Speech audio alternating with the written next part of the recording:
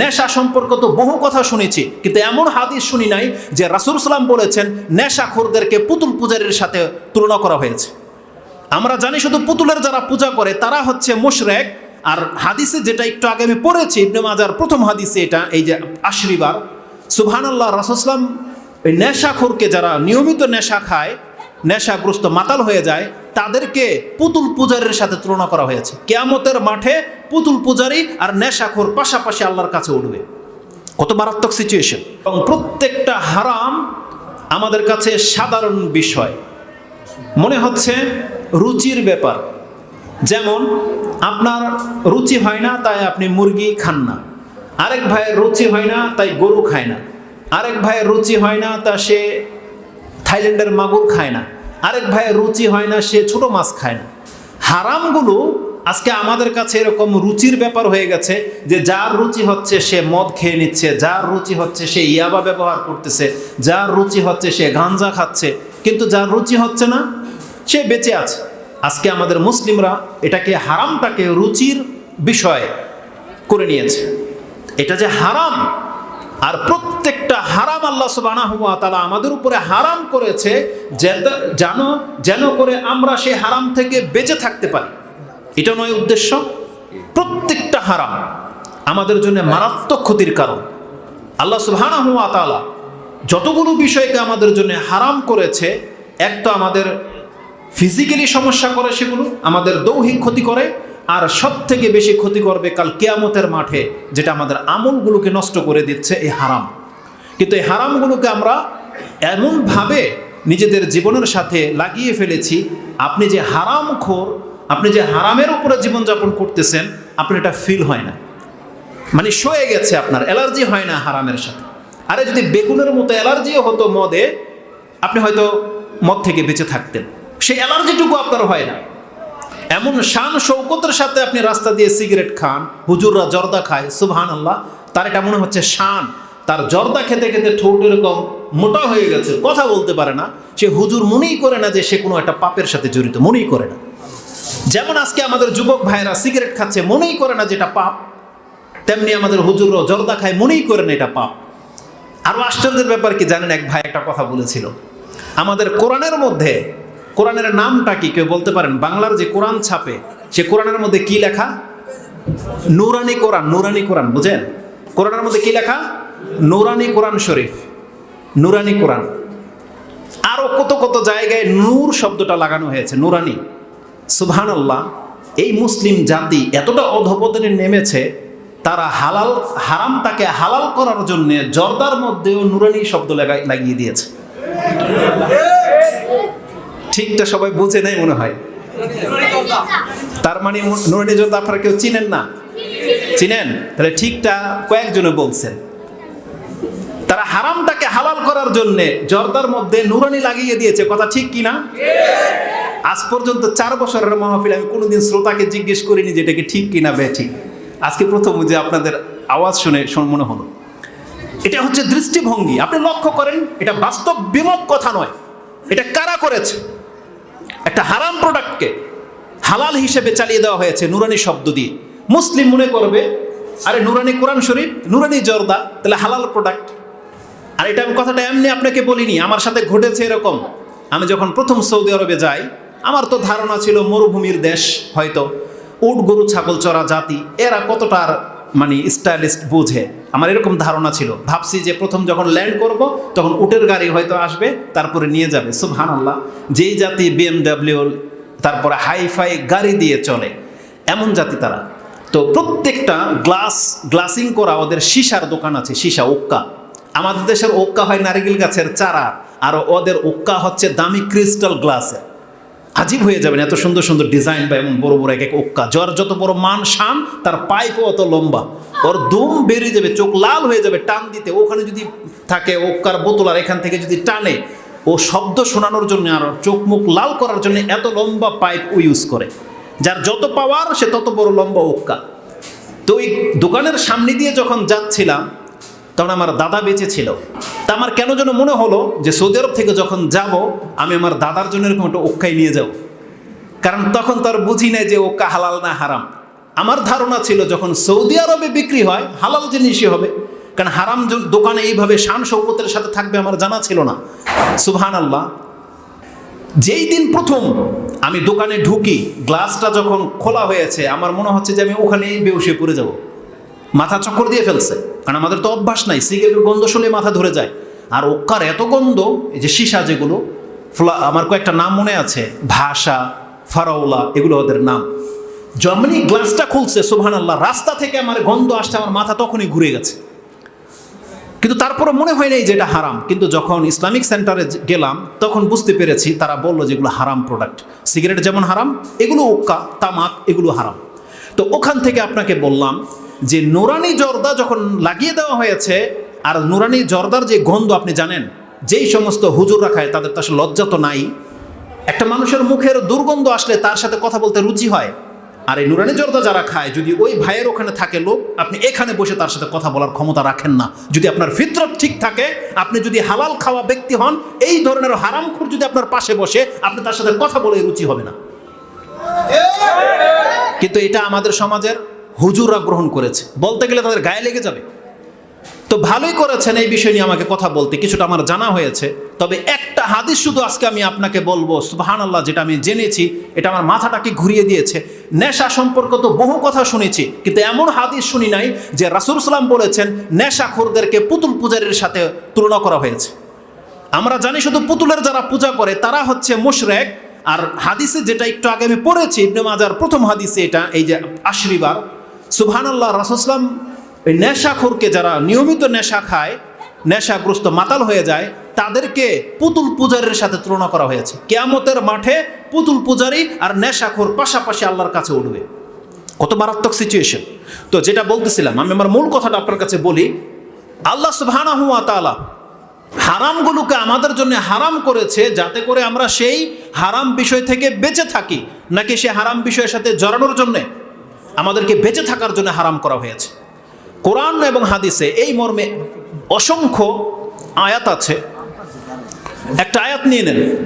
আল্লাহ সুবহানাহু ওয়া তাআলা হারামগুলোকে হারাম করেছেন, এই হারামগুলো থেকে যে আমাদেরকে বেঁচে থাকতে হবে, এই মর্মে একটি আয়াত আল্লাহ সুবহানাহু ওয়া তাআলা বলছেন, ফাজতানিবু রিজসা মিনাল আওসানি ওয়াজতানিবু কাওলাজ জুর।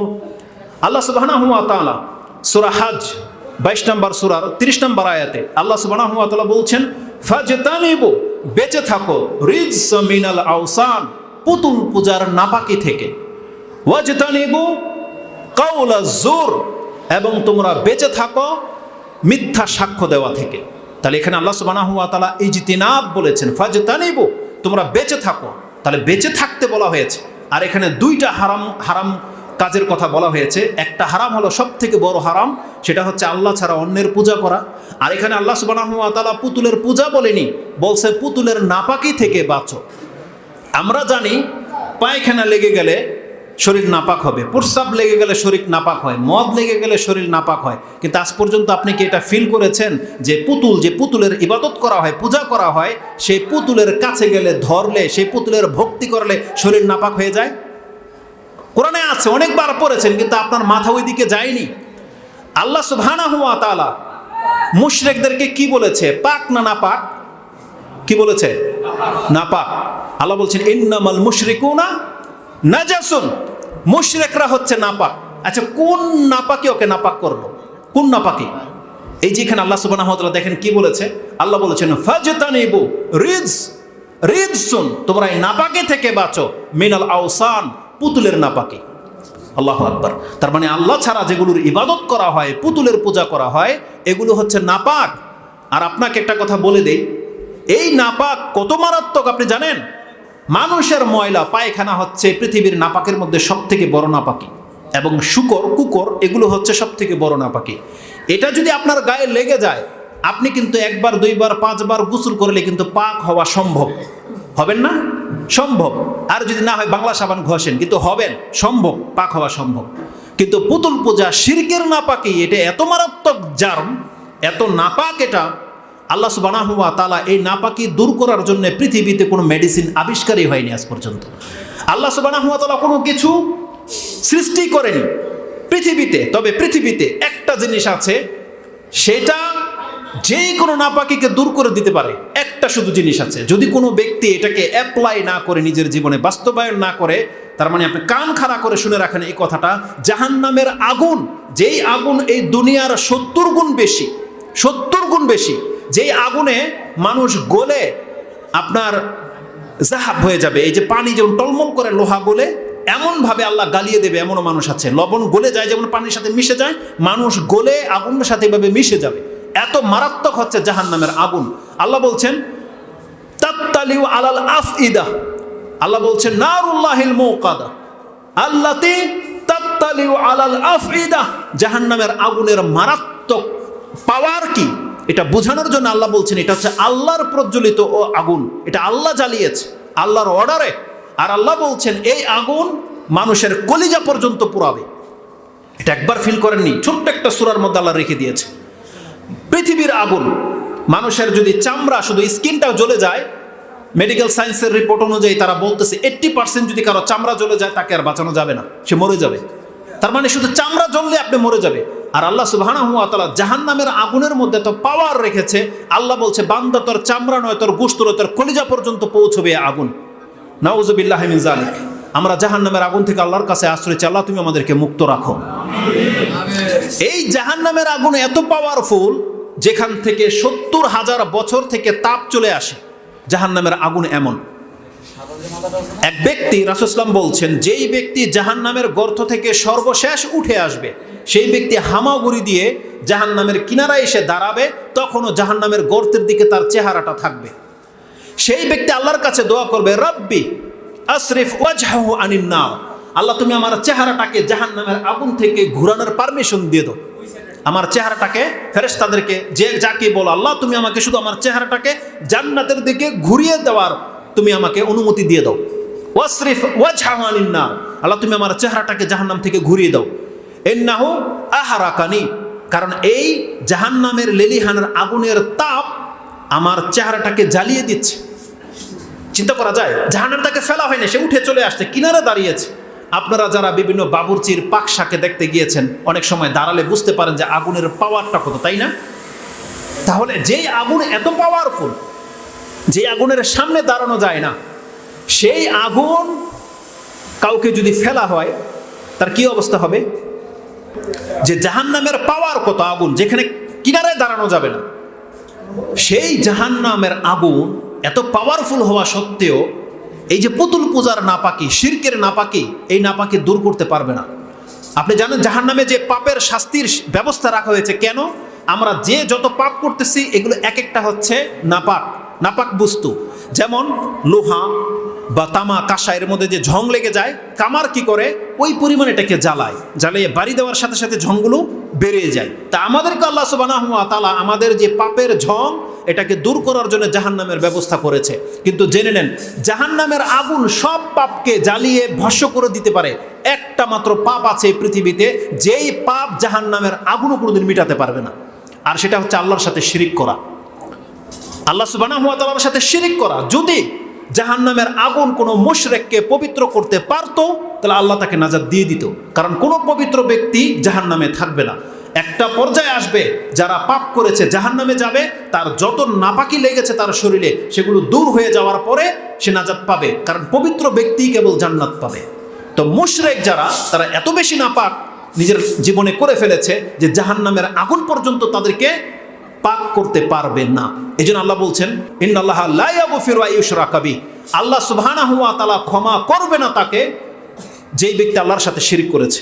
ওয়া ইয়াগফিরু দুনা যালিকা লিমান ইয়াশা, তবে আল্লাহ এর চাইতে কম দামি পাপ, নিচের পাপ যদি হয়ে থাকে আল্লাহ মাফ করে দেবে। কিভাবে? ওই জাহান্নামের আগুন জ্বালিয়ে তাকে পবিত্র করে দেবে। কিন্তু মুশরিক যেই ব্যক্তি, এই ব্যক্তিকে জাহান্নামের আগুন পাক করতে পারবে না। এটা এত বড় নাপাকি। একটা বলেছি যে আল্লাহর দয়ায় একটা মেডিসিন আছে, যেই মেডিসিন এই জাহান্নামের পাপকে মাফ করে দিতে পারে, মুশরিককেও মাফ করে দিতে পারে। জানেন সেই মেডিসিনটা কি? কারো যদি বিবেক কাজ করে, বলেন তো দেখি কি এমন জিনিস আল্লাহ আমাদের জন্য নাজিল করে দিয়েছে যেটা পৃথিবীর সমস্ত পাপকে মাফ করে দিতে পারে? তওবা। এটা এমন একটা সেন্সিটিভ বিষয়, একটা ব্যক্তি শুধু জীবনের প্রথম প্রহরে নয়, তার জীবনের সর্বশেষ মুহূর্ত পর্যন্ত সে পাপ করেছে, শিরক করেছে, কুফরি করেছে। আল্লাহ সুবহানাহু ওয়া তাআলা বলছে, বান্দা তোকে আমি একটা অপশন দিয়েছি, শুধু তার মুখের জবান দিয়ে যদি একবার বলে দেয় যে আল্লাহ আমি ভুল করেছি, আমাকে মাফ করে দাও, আল্লাহ বলছেন এই কথাটা বলার সাথে সাথে ওর জীবনের সমস্ত পাপ মাফ হয়ে যাবে। তাহলে তওবার মধ্যে এতটা পাওয়ার রয়েছে। রাসূল সাল্লাল্লাহু আলাইহি ওয়াসাল্লাম বলছেন আত-তাইবু মিনাজ যামবি কামান লা যামবা লাহ।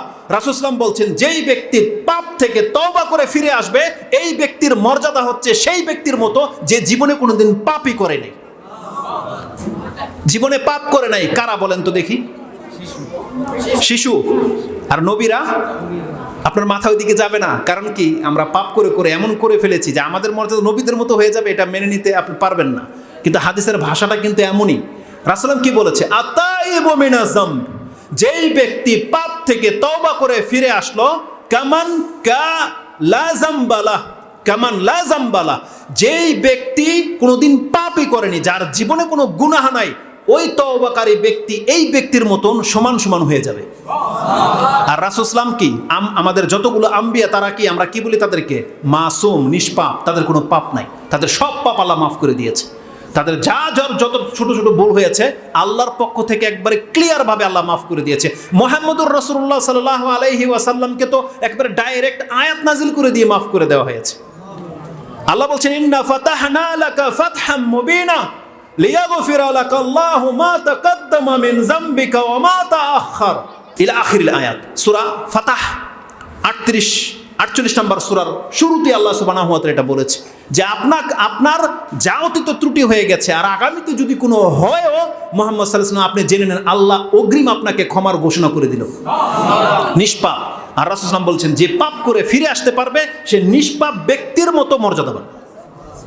তাহলে তওবা হচ্ছে এমন একটা পাওয়ারফুল জিনিস যে শিরকের মতো গুনাহকেও আল্লাহ সুবহানাহু ওয়া তাআলা মাফ করে দেওয়ার ব্যবস্থা রেখেছে। কোনো ব্যক্তি যদি তওবা ছাড়া মারা যায়, আল্লাহ বলছে জাহান্নামের আগুনও ওকে বাঁচাতে পারবে না, ওকে কোনোদিন পবিত্র করতে পারবে না, যার ফলে আল্লাহ ওকে চিরস্থায়ী জাহান্নামে ঘোষণা করে দিয়েছে। তা আল্লাহ সুবহানাহু ওয়া তাআলা বলছেন, ফাজতানিবু রিজসা মিনাল আওসান ওয়াজতানিবু কাওলা জুর, তোমরা পুতুল পূজার নাপাকি থেকে বাঁচো এবং মিথ্যা সাক্ষী দেওয়া থেকে বাঁচো। তাহলে আল্লাহ হারাম থেকে আমাদেরকে দূরে বাঁচতে বলেছে। এরকমের কত অসংখ্য আয়াত আছে।